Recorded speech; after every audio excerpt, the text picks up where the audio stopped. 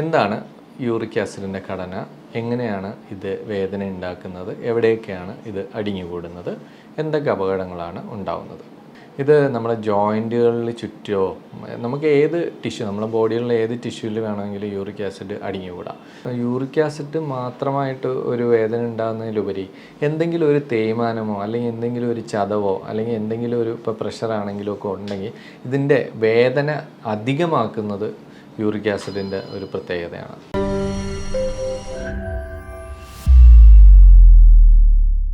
നമസ്കാരം, എൻ്റെ പേര് ഡോക്ടർ പ്രശാന്ത് ജെ എസ്. ഞാൻ ഫാത്തിമ ഹോസ്പിറ്റലിലെ ട്രോമ റീപ്ലേസ്മെൻറ്റ് ആൻഡ് ആർത്രോസ്കോപ്പി വിഭാഗം മേധാവിയാണ്. ഇന്ന് നമ്മളിവിടെ സംസാരിക്കാൻ പോകുന്ന വിഷയം യൂറിക് ആസിഡ്.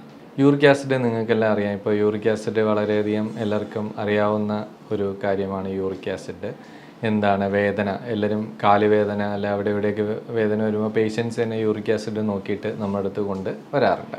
അപ്പോൾ അത് യൂറിക് ആസിഡ് അങ്ങനെ ഒരു വേദന ഉണ്ടാക്കുന്ന ഒരു കാര്യം മാത്രമല്ല, അതിൽ കുറേ ഒളിഞ്ഞിരിക്കുന്ന വസ്തുതകളും കൂടെ ഉണ്ട്, അപകട സൂചനകളുണ്ട്. അതിനെക്കുറിച്ചൊക്കെ നമുക്ക് മനസ്സിലാക്കാം. അപ്പോൾ എന്താണ് യൂറിക് ആസിഡ്? നമ്മൾ മത്സ്യം, മാംസം, പരിപ്പ് വർഗ്ഗങ്ങളൊക്കെ കഴിക്കുമ്പോൾ നമ്മുടെ ശരീരത്തിൽ, രക്തത്തിൽ ഉണ്ടാകുന്ന ഒരു വസ്തുവാണ് യൂറിക് ആസിഡ്. അപ്പോൾ യൂറിക് ആസിഡ് നമ്മൾ സാധാരണ ഉണ്ടായിക്കഴിഞ്ഞാൽ എന്ത് ചെയ്യും, നമ്മളെ മലത്തിൽ കൂടെയും മൂത്രത്തിൽ കൂടെ അങ്ങ് പോയിക്കോളും. പക്ഷേ ഇത് അടിഞ്ഞുകൂടുന്ന ഒരവസ്ഥ വരുമ്പോഴാണ് ശരിക്കും പറഞ്ഞാൽ യൂറിക് ആസിഡിൻ്റെ ഒരു അപകടം ഉണ്ടാകുന്നത്. അപ്പോൾ പ്യൂരിൻസ് എന്ന് പറയുന്ന ഒരു രക്തത്തിലെ വസ്തു വിഘടിച്ച് മെറ്റബോളൈസ് ചെയ്തുണ്ടാകുന്ന ഒരു വസ്തുവാണ് യൂറിക് ആസിഡ്. ഇതൊരു ഉപ്പിനെ പോലെ ഇരിക്കും, നമ്മൾ ഒരു ക്രിസ്റ്റൽ ആണ് ഇത്. നമ്മുടെ കൂടുതലായിട്ട് നമ്മുടെ ജോയിൻറ്റുകൾക്ക് ചുറ്റും അല്ലെങ്കിൽ ജോയിൻറ്റുകൾക്ക് അകത്തൊക്കെ അടിഞ്ഞുകൂടിയിട്ടാണ് വേദനയും നീരുമൊക്കെ ഉണ്ടാക്കുന്നത്. അപ്പോൾ എന്താണ് യൂറിക് ആസിഡിൻ്റെ ഘടന, എങ്ങനെയാണ് ഇത് വേദന ഉണ്ടാക്കുന്നത്, എവിടെയൊക്കെയാണ് ഇത് അടിഞ്ഞുകൂടുന്നത്, എന്തൊക്കെ അപകടങ്ങളാണ് ഉണ്ടാവുന്നത്, അതിനെക്കുറിച്ച് നമുക്ക് സംസാരിക്കാം. ഒന്ന്, യൂറിക് ആസിഡ് ഞാൻ പറഞ്ഞില്ലേ, നമ്മളിപ്പോൾ ഇന്നത്തെ അമിതഭാരം, നമ്മുടെ ഫാസ്റ്റ് ഫുഡ്, വെള്ളം കുടി കുറവ്, എക്സസൈസ് ഇല്ലായ്മ എന്നിവയൊക്കെ കൊണ്ട് നമ്മുടെ ശരീരത്തിൽ യൂറിക് ആസിഡ് അമിതമായിട്ട് അടിഞ്ഞുകൂടാറുണ്ട്. അപ്പോൾ ഈ നമ്മുടെ സീ ഫുഡ് ഒരുപാട് കഴിക്കുന്നവർ, അതേപോലെ തന്നെ റെഡ് മീറ്റ് കഴിക്കുന്നവർ, ചിലതരം പരിപ്പ് വർഗ്ഗങ്ങൾ ഒക്കെ കഴിക്കുമ്പോൾ നമുക്ക് എന്ത് പറ്റും, ഈ യൂറിക് ആസിഡ് അടിഞ്ഞുകൂടും. ഇത് നമ്മുടെ ജോയിൻറ്റുകളിൽ ചുറ്റോ, നമുക്ക് ഏത് ടിഷ്യൂ, നമ്മുടെ ബോഡിയിലുള്ള ഏത് ടിഷ്യൂവിൽ വേണമെങ്കിലും യൂറിക് ആസിഡ് അടിഞ്ഞുകൂടാം. ജോയിൻറ്റിലെ ടിഷ്യൂ, അതിന് ചുറ്റും ഒരു മോണോയൂറേറ്റിക് ക്രിസ്റ്റൽസ് ഉണ്ടാക്കിയിട്ട് ചെറിയ ഉപ്പ് പോലെ അല്ലെങ്കിൽ കാൽഷ്യം പോലുള്ളൊരു ഇതുണ്ടാക്കി അതിങ്ങനെ കുത്തി വേദന ഉണ്ടാക്കും. അപ്പോൾ കൂടുതലായും നമുക്ക് ഒരു രോഗി വരുന്നതെന്ന് വെച്ച് കഴിഞ്ഞാൽ കാലിലെ വേദന, നമ്മുടെ heal pain, plantar fasciitis uric acid കാരണം വരാറുണ്ട്. മുട്ടിലെ വേദന, മുട്ടിൽ കാണപ്പെടുന്ന വേദനകൾ വരാറുണ്ട്. കയ്യിൽ, റിസ്റ്റിൽ ഒക്കെ ഉണ്ടാകുന്ന വേദന, ഷോൾഡറിൽ ഉണ്ടാകുന്ന വേദന, ഈവൻ നമ്മൾ വെർട്ടിബ്ര, നടുവേദന, കഴുത്തുവേദനയൊക്കെ യൂറിക് ആസിഡ് കാരണം നമുക്ക് വരാറുണ്ട്. രണ്ട്, നമുക്ക് കിഡ്നിയിൽ യൂറിക് ആസിഡ് അടിഞ്ഞിട്ട് കല്ല് ഉണ്ടാകുന്നത് വേറൊരു ഘടകമാണ്. ഇപ്പോൾ പുതിയ പഠനങ്ങളിൽ പറയുന്ന യൂറിക് ആസിഡ് ചെറിയ രക്തക്കുഴലുകളിൽ അടിഞ്ഞിട്ട്, നിങ്ങൾക്കറിയാം ചെറിയ രക്തക്കുഴലുകൾ എവിടെയൊക്കെയാണുള്ളത്, നമ്മുടെ ഹാർട്ടിലുണ്ട്, അതേപോലെ തന്നെ ബ്രെയിനിലുണ്ട്. അവിടെയൊക്കെ ഇത് അടിഞ്ഞുകൂടി ബ്ലോക്ക് ഉണ്ടാക്കി എന്ത് പറ്റും, സ്ട്രോക്ക്, അതേപോലെ തന്നെ ഹാർട്ടിന് ഉണ്ടാകുന്ന അറ്റാക്ക്. പിന്നെ ഡയബറ്റിസിന് ഒരു കാരണം പറയുന്നുണ്ട് യൂറിക് ആസിഡിന്. ഹൈപ്പർ ടെൻഷൻ, പ്രഷർ ഉണ്ടാക്കാൻ ഒരു കാരണം പറയാറുണ്ട്. പിന്നെ യൂറിക് ആസിഡ് മാത്രമായിട്ട് ഒരു വേദന ഉണ്ടാകുന്നതിലുപരി എന്തെങ്കിലും ഒരു തേയ്മാനമോ അല്ലെങ്കിൽ എന്തെങ്കിലും ഒരു ചതവോ അല്ലെങ്കിൽ എന്തെങ്കിലും ഒരു ഇപ്പോൾ പ്രഷറാണെങ്കിലോ ഒക്കെ ഉണ്ടെങ്കിൽ ഇതിൻ്റെ വേദന അധികമാക്കുന്നത് യൂറിക് ആസിഡിൻ്റെ ഒരു പ്രത്യേകതയാണ്. അപ്പോൾ ഇത് 4 സ്റ്റേജിലാണ് നമുക്ക് യൂറിക് ആസിഡ് ഉണ്ടാകുന്നത്. ഒന്നെന്ന് പറഞ്ഞു കഴിഞ്ഞാൽ അസിംറ്റമാറ്റിക് സ്റ്റേജ്, അതായത് നമ്മുടെ ശരീരത്തിൽ യൂറിക് ആസിഡ് കൂടുതലായിരിക്കും, പക്ഷേ നമ്മളറിയില്ല, നമുക്ക് വേദനയൊന്നും ഉണ്ടാവില്ല. അപ്പോൾ ആ വേദനകൾ എങ്ങനെയാണ് കാണുന്നത് വെച്ചാൽ, പെട്ടെന്നൊരു ചതവുണ്ടായി അല്ലെങ്കിൽ ഒരു എല്ല് പൊട്ടലുണ്ടായി, പേഷ്യൻ്റ് പ്ലാസ്റ്റർ ഇട്ട് 3 ആഴ്ച കഴിഞ്ഞിട്ട് വേദന കുറയാതെ നിൽക്കുമ്പോൾ നമ്മൾ നോക്കുമ്പോഴായിരിക്കും പെട്ടെന്ന്, അല്ലെങ്കിൽ ചുമ്മാ ഒരു ബ്ലഡ് ടെസ്റ്റ്, നമ്മളൊരു മെഡിക്കൽ ചെക്കപ്പ് നടത്തും, അതിനകത്ത് നമുക്ക് യൂറിക് ആസിഡ് കൂടി നിൽക്കുമ്പോൾ നമുക്ക് മനസ്സിലാവും.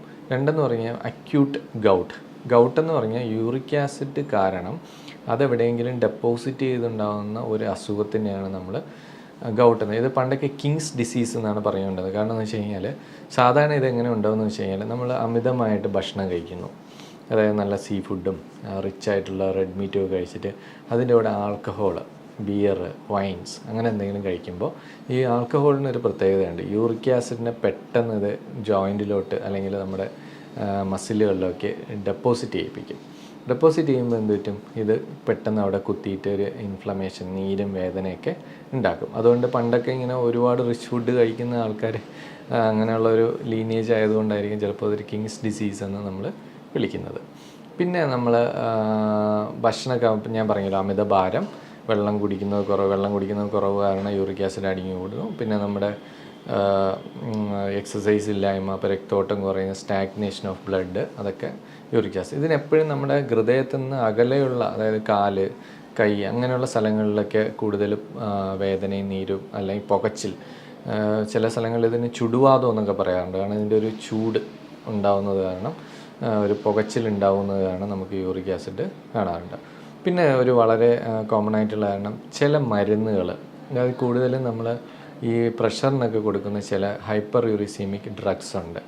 അത് യൂറിക് ആസിഡിന് ഒരു കാരണമാണ്. അപ്പോൾ നമ്മൾ ഭക്ഷണക്രമം, പിന്നെ ചില മരുന്നുകൾ, പിന്നെ ഒരു ഭാവം എന്ന് പറഞ്ഞു കഴിഞ്ഞാൽ നമ്മുടെ ജനിതകമായ ചില പ്രശ്നങ്ങൾ, അതായത് നമ്മളെ എൻസൈം ഡെഫിഷ്യൻസീസ്, യൂറിക് ആസിഡിനെ നമ്മൾ ദ്രവിപ്പിച്ച് അല്ലെങ്കിൽ മെറ്റബോളൈസ് ചെയ്യുന്ന എൻസൈംസിൽ എന്തെങ്കിലും പ്രശ്നം ഉണ്ടെങ്കിൽ നമുക്ക് യൂറിക് ആസിഡ് കാണാറുണ്ട്.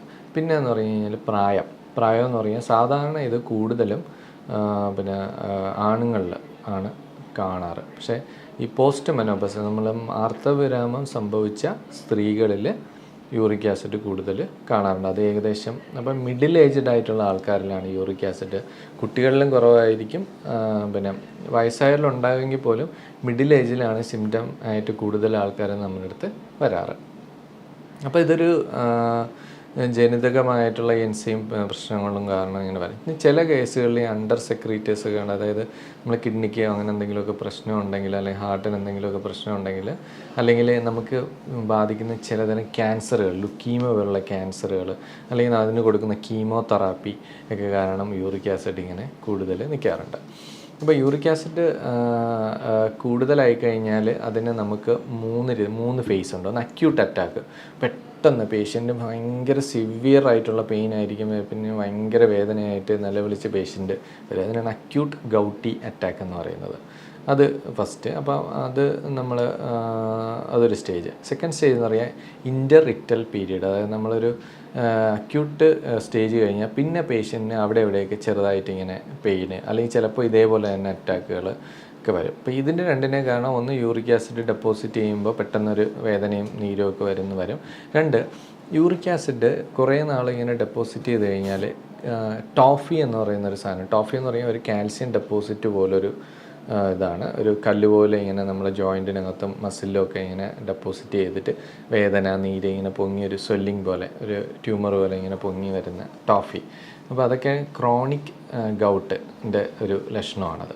അപ്പോൾ ഇതാകുമ്പോൾ ഇങ്ങനെ ഇടയ്ക്കിടയ്ക്ക് വേദന, നീരൊക്കെ വരും. ഇനി ചില പേഷ്യൻസിനെ നമ്മൾ ലേബിൾ ചെയ്യും, തേയ്മാനമാണെന്ന് ലേബിൾ ചെയ്യും. പക്ഷേ പേഷ്യൻ്റ് വരുമ്പോൾ നമ്മൾ എക്സ്റേ എടുത്ത് നോക്കുമ്പോൾ എന്ത് പറ്റും, ചെറിയ ടോഫിയുടെ ഇതിൻ്റെ ഈ കാർട്ടിലേജിൻ്റെ അംശം കാണുമ്പോൾ പിന്നെ യൂറിക് ആസിഡ് നോക്കുമ്പോഴാണ് ഈ പേഷ്യൻ്റ് യൂറിക് ആസിഡ് ഉണ്ട് എന്ന് പറയുന്നത്. അപ്പോൾ അത് അമിതമായ വേദനയായിരിക്കും, സാധാരണ തേയ്മാനത്തിൻ്റെ വേദന ആയിരിക്കില്ല, നല്ല വേദനയായിരിക്കും. അപ്പോൾ യൂറിക് ആസിഡ് കണ്ടുപിടിച്ച് ചികിത്സിച്ചില്ലെങ്കിൽ പെട്ടെന്ന് തന്നെ പേഷ്യൻറ്റിന് അത് തേഞ്ഞു പോവുകയും അമിതമായ വേദന, രാത്രി വേദന, നടക്കുമ്പോൾ വേദനയൊക്കെ ഉള്ള ഒരുപാട് വേദനകൾ കാണാറുണ്ട്. ഇത് ഏറ്റവും കൂടുതൽ ബാധിക്കുന്നത് നമ്മളെ തള്ളവിരലിനെ, നമ്മുടെ കാലിലെ തള്ളവിരലിനെയാണ് നമ്മൾ ഏറ്റവും കൂടുതൽ ഇത് ബാധിക്കുന്നത്. കാരണം അവിടെ തണുപ്പുള്ള ഒരവസ്ഥയിൽ ഇത് കൂടുതൽ ഡെപ്പോസിറ്റ് ചെയ്യും. അതുപോലെ തന്നെ ഞാൻ നേരത്തെ പറഞ്ഞില്ലേ, നമ്മുടെ ആൽക്കഹോൾ, ബിയറാണ് ഏറ്റവും പ്രശ്നം. പിന്നെ അത് കഴിഞ്ഞാൽ ബാക്കിയുള്ള ആൽക്കഹോൾസും പ്രശ്നം തന്നെയാണ്, അപ്പോൾ ബിയറും ഒരു പ്രശ്നം. പിന്നെ നമ്മളിതിൻ്റെ ട്രീറ്റ്മെൻറ്റ് നമ്മൾ പേഷ്യൻറ്റിന് ഇതിൻ്റെ സീരിയസ്നെസ് ഒന്ന് എഡ്യൂക്കേറ്റ് ചെയ്യുന്നതിലാണ് ഏറ്റവും വലിയ കാര്യം. അപ്പോൾ ഫസ്റ്റ് പേഷ്യൻറ്റ് ചെയ്യേണ്ട കാര്യങ്ങൾ, സെക്കൻഡ് നമ്മുടെ മരുന്നുകൾ, മൂന്നെന്ന് പറഞ്ഞാൽ എക്സസൈസ്. അങ്ങനെ 3 കാര്യങ്ങൾ നമ്മൾ ചെയ്യണം.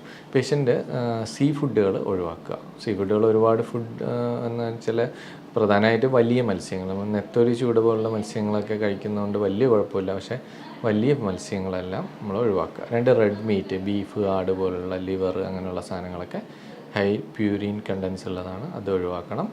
ചിക്കൻ വല്ലപ്പോഴും കഴിക്കാം. പിന്നെ സ്കിംഡ് മിൽക്ക് കഴിക്കാം, ഡയറി പ്രൊഡക്ട്സിൽ സ്കിംഡ് മിൽക്ക് കുഴപ്പമില്ല. പിന്നെ പരിപ്പ് വർഗ്ഗങ്ങൾ നമ്മൾ ഒഴിവാക്കാൻ പറ്റുന്നിടത്തോളം ഒഴിവാക്കുക എന്നുള്ളതാണ് യൂറിക് ആസിഡിൽ ശ്രദ്ധിക്കേണ്ടത്. 2, അമിതഭാരം വരുമ്പോഴത്തേക്ക് യൂറിക് ആസിഡ് കൂടുമ്പോൾ വെയിറ്റ് കുറച്ച് വയ്ക്കുക. 3, വെള്ളം കുടിക്കുക, നല്ലവണ്ണം വെള്ളം കുടിക്കണം. വെള്ളം കുടിക്കുമ്പോഴത്തേക്ക് യൂറിക് ആസിഡ് അത് പോയി കിഡ്നിയിൽ കല്ലൊന്നും ഉണ്ടാവാതെ ശ്രദ്ധിക്കാൻ പറ്റും. പിന്നെ നമ്മൾ 4, മരുന്നെന്ന് വെച്ച് കഴിഞ്ഞാൽ നമുക്ക് 3 രീതിയിലുള്ള മരുന്നുണ്ട്. ഒന്ന് അക്യൂട്ട് അറ്റാക്കിന് കൊടുക്കുന്ന NSAID പോലുള്ള മരുന്ന്, കോളിച്ചിസിൻ, അതായത് ഒരു ഇൻഫ്ലമേഷൻ തടയാനുള്ള മരുന്ന് നമ്മൾ കൊടുക്കാറുണ്ട്. സെക്കൻഡ് സ്റ്റേജ് വരുമ്പോൾ യൂറിക് ആസിഡിനെ കുറയ്ക്കാൻ വേണ്ടിയിട്ടുള്ള മരുന്ന്, അതായത് നമ്മൾ കുറേ മരുന്നുകളല്ല, പ്യൂറിനോൾ പോലുള്ള മരുന്നുകൾ, ഫെബിക്സോസ്റ്റാറ്റ് പോലുള്ള മരുന്നുകളൊക്കെ ഇതിൻ്റെ യൂറിക് ആസിഡ് കുറയ്ക്കാൻ വേണ്ടിയിട്ടുള്ള മരുന്നുകളാണ്. 3, എക്സസൈസ് ചെയ്തിട്ട് നമ്മൾ യൂറിക് ആസിഡിൻ്റെ ഡെപ്പോസിഷൻ തടയ്ക്കാൻ വേണ്ടിയുള്ള എക്സസൈസ്, നമുക്കെവിടെയാണ് വേദന ഉണ്ടാകുന്നത് അത്. ഇനി നമ്മൾ ഏറ്റവും പ്രത്യേകിച്ച് ശ്രദ്ധിക്കുക എന്ന് വെച്ചാൽ, ചില പേഷ്യൻസിൽ നമ്മളിപ്പം മിക്ക പേഷ്യൻസ് നമ്മുടെ അടുത്ത് വരുമ്പോൾ ഈ അസുഖം യൂറിക് ആസിഡാണെന്ന് കണ്ടുപിടിക്കില്ല. പേഷ്യൻറ്റിൻ്റെ തേയ്മാനം എന്ന് പറഞ്ഞ് ഇങ്ങനെ ചികിത്സിച്ചുകൊണ്ടിരിക്കുകയായിരിക്കും. അപ്പം പേഷ്യൻ്റ് വന്ന് നമ്മൾ യൂറിക് ആസിഡിന് കണ്ടുപിടിക്കുകയും യൂറിക് ആസിഡിൻ്റെ മരുന്ന് കൊടുക്കുകയും വേദന പറയാം. പക്ഷേ യൂറിക് ആസിഡ് മൂലം ക്രോണിക്സിറ്റി, അതായത് ഒരു തേയ്മാനം ആവുകയോ പിന്നെ ടോഫി പോലുള്ള ഡെപ്പോസിഷൻ ഉണ്ടായി കഴിഞ്ഞാൽ പിന്നെ അതൊരു തേയ്മാനം പോലെ തന്നെ നമ്മൾ ചികിത്സിക്കേണ്ടത്. നമ്മൾ യൂറിക് ആസിഡ് കുറഞ്ഞെന്നും പറഞ്ഞ് ആ വേദന കുറയണമെന്നില്ല. അപ്പോൾ നമ്മൾ early diagnosis is very important. നമ്മൾ ആദ്യം തന്നെ ഇത് കണ്ടുപിടിച്ച് ചികിത്സിക്കുകയാണെങ്കിൽ വളരെ നന്നായിരിക്കും. അപ്പോൾ നിങ്ങൾക്ക് ഇപ്പം കുറച്ച് കാര്യങ്ങൾ മനസ്സിലായല്ലോ. എല്ലാ അസുഖത്തിനും ഏറ്റവും കൂടുതൽ വേണ്ടത് എന്തൊക്കെയാണ്? Healthy life style. അതായത് നമ്മൾ നന്നായിട്ട് എക്സസൈസ് ചെയ്യുക, വെള്ളം നന്നായിട്ട് കുടിക്കുക, നല്ല ഫുഡ്, ഫാസ്റ്റ് ഫുഡുകൾ ഒഴിവാക്കി നല്ല ഫ്രൂട്ട്സൊക്കെ ഉൾപ്പെടുത്തി ജലാംശം കൂടുതൽ ഉള്ള ഇതെല്ലാം കഴിച്ച് ഹെൽത്തി ആയിട്ട് എക്സസൈസുകൾ ചെയ്യുക. അപ്പം എക്സസൈസ് ആൾക്കാർ എൻ്റെ അടുത്ത് പറയാറുണ്ട്, ഞാൻ വീട്ടിൽ രാവിലെ തൊട്ട് വൈകിട്ട് വരെ ജോലി ചെയ്യുന്നതാണ്. പക്ഷേ നമ്മളിന്ന് കഴിക്കുന്ന ഫുഡും ലൈഫ് സ്റ്റൈലും ഒക്കെ നോക്കുമ്പോൾ നമ്മൾ ആ എക്സസൈസിൽ നമ്മളെന്തെങ്കിലും ഫാസ്റ്റായിട്ടുള്ള 45 മിനിറ്റ്സ് നടക്കുകയോ അല്ലെങ്കിൽ ജോഗ് ചെയ്യുകയോ അല്ലെങ്കിൽ ചെറുതായ എന്തെങ്കിലും എക്സസൈസോ ഒക്കെ ചെയ്യാം. അപ്പോൾ പറയും കാലുവേദന കാരണം എനിക്ക് എക്സസൈസ് ചെയ്യാൻ പറ്റുന്നില്ല. കാലുകൊണ്ടുള്ള എക്സസൈസുകൾ അല്ലല്ലോ, പല എക്സസൈസുകളുണ്ട്. നമുക്ക് കൈ കൊണ്ട് ചെയ്യാനുള്ള എക്സസൈസ്, കിടന്നിട്ട് ചെയ്യുന്ന എക്സസൈസ് ഉണ്ട്. പിന്നെ ഇപ്പോൾ സ്വിമ്മിങ് ഇപ്പോൾ ഒരു നല്ല എക്സസൈസാണ്. അപ്പോൾ നമ്മൾ ഇപ്പോൾ സൈക്ലിങ് ഇപ്പോൾ പുതുതായിട്ട് വരുന്നുണ്ട് എക്സസൈസുകൾ. അപ്പോൾ അങ്ങനെയുള്ള നമുക്ക് കാല് നിലത്തൂന്നി ചെയ്യാൻ പറ്റാത്ത കുറേ എക്സസൈസ് വെറൈറ്റീസ് ഇപ്പോൾ വരുന്നുണ്ട്. അതൊക്കെ നമ്മൾ ഒരു ഫിസിയോ ട്രെയിനറും അതായത് ഡോക്ടറുടെ നിർദ്ദേശപ്രകാരം നമുക്ക് ചെയ്യാൻ പറ്റും. അപ്പോൾ ഇത്രയൊക്കെയാണ് എനിക്ക് യൂറിക് ആസിഡിനെ കുറിച്ച് പറയാനുള്ളത്. അടുത്ത പ്രാവശ്യം വീണ്ടും ഒരു ടോപ്പിക്കുമായിട്ട് വരാം. നമസ്കാരം.